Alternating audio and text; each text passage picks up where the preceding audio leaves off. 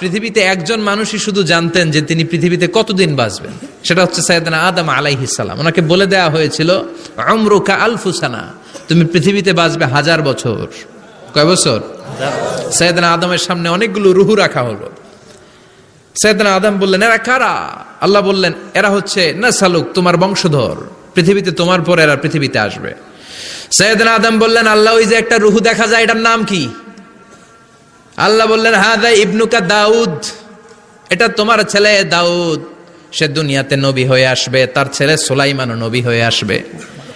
সাইয়েদনা আদম বললেন, মাবুদ, আমার ছেলে দাউদের কত বছর হায়াত আপনি দিয়েছেন? আল্লাহ বললেন, 40 সানা, মাত্র 40 বছর, 4 ইয়ার্স, 40 বছর তোমার ছেলেটা বাঁচবে।